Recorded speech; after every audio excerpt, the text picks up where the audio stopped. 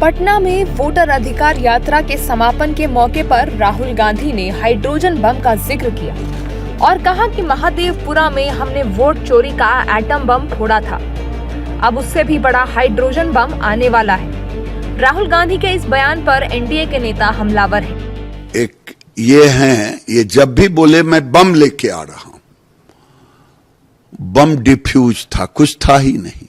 हमारे यहाँ एक लाल कोई आता है तो छुरछुरी वो मिर्च कहते हैं सीरीज, वो भी नहीं इनके पास है। हाँ, झूठ का बम जरूर लाते हैं। एटम बम का तो नाम भी नहीं सुना हूं, हाइड्रोजन बम का नाम भी, एटम बम तो सुना हूं, हाइड्रोजन बम का नाम भी नहीं सुना हूं। ये कहां से हाइड्रोजन बम बनाए हैं झूठ का, ये वही बता सकते हैं। ये माफी ही मांगेंगे फिर SIR में। एटम बम फोड़ के क्या किए, तो चिट्ठी भी नहीं मरी, तो उसी प्रकार से हाइड्रोजन बम फूटेगा तो कुछ होने को है, कोई मुद्दा है उनका। अरे सतत प्रक्रिया है, मरे हुए का नाम कट रहा है, जिसका नाम नहीं था जुट रहा है। जो बाहरी एलिमेंट है, जो कॉन्स्टिट्यूशन के अनुसार यहाँ वोटर नहीं होना चाहिए, वो लोग वोटर बना करके यहाँ का राजनीति को प्रभावित कर रहा है।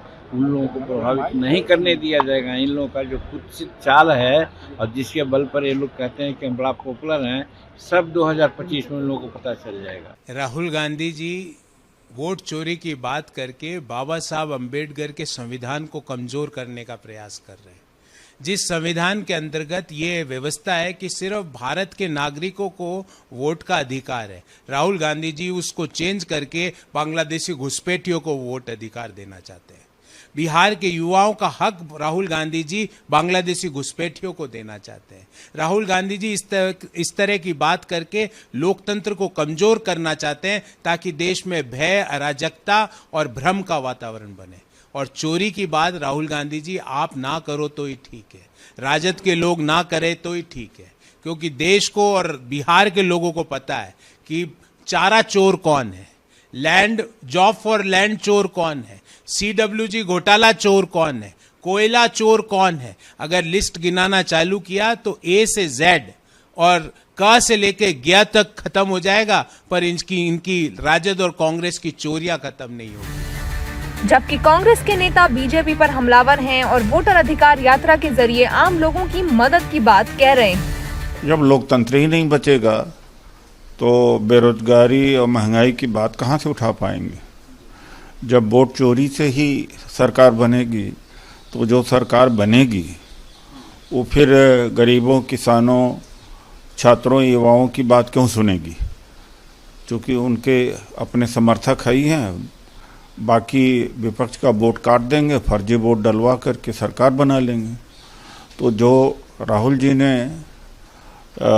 वोट चोरी की यात्रा, वोट अधिकार यात्रा निकाली है, वही समाधान, वही बेरोजगारी का दूर करने का रास्ता है, और वही महंगाई कम करने का है, और वही लोकतंत्र को बचाने का रास्ता है। पहले लोकतंत्र तो बचे।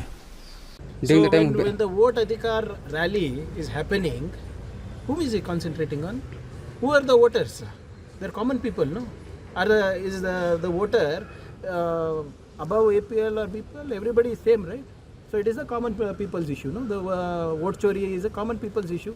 You are robbing the democracy, you are robbing the constitution, and you are telling Rahul Gandhi is not talking about common people. He is speaking about economic disparity. Is Modi ji speaking about it? No. He's talking about unemployment. Is Modi ji speaking on unemployment? No. He's speaking about terrorism. Is Modi ji speaking about terrorism? He's talking about how tariff is hurting the country. Donald Trump's tariff is hurting the country. Is Modi ji speaking about it? Who is talking? If anybody is talking about the common people, it is Rahul Gandhi.